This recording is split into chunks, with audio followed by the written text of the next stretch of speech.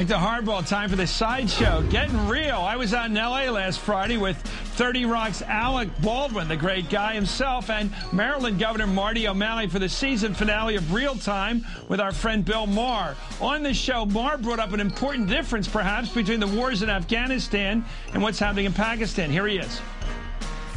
Well, the difference fundamentally is that Iraq has a middle class. It's an actual society, so, you can actually bribe them. Well, that's why I love doing this show. I learn. You got a good point here, and you're laughing about it, but it's dead serious. I think we've kept the Middle East peace to the extent we've kept it back to the first time when Jewish immigration started in Israel way back in the beginning of the century by dealing with some people.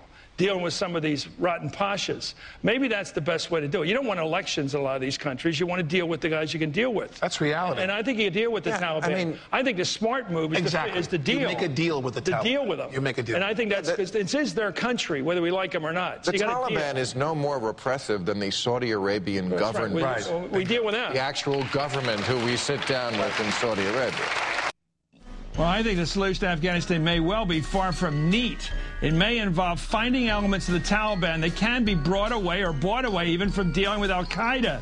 Our national interest at its heart is protecting our country from the menace of anti-American terrorism. It is not in trying to govern Afghanistan or in deciding who does govern Afghanistan. Our only clear right is to protect ourselves from those who are even now in the act of attacking us. So speaking of messy politics, we showed you New Jersey Governor Jon Corzine's attack on his Republican rival's weight.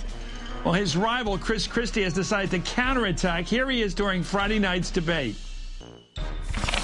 Over the last number of months, the governor and his campaign has been whispering around and implying around certain things. So let's just let you all in on a little secret. In case you hadn't noticed over the last 8 years that I've been in public life, I'm slightly overweight. Now, I don't know what that has to do with being governor of New Jersey. And the worst part of it is, I don't know why the governor just won't admit that that's exactly what he and his staff have been doing. Governor Corzine, you were referenced a lot by Mr. Christie. Your response? Well, first of all, I don't care a hoot about Mr. Christie's weight. I do care about what matters for the people of the state of New Jersey.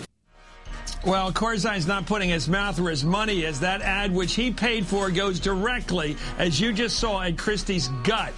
Finally, the prosecutors say hoax. That balloon, well, we're now learning, couldn't even carry a 37-pound weight or a boy. I thought that was the case watching that balloon come down, at least. The 6-year-old kid seems to have blown the caper, by the way, in that Larry King interview.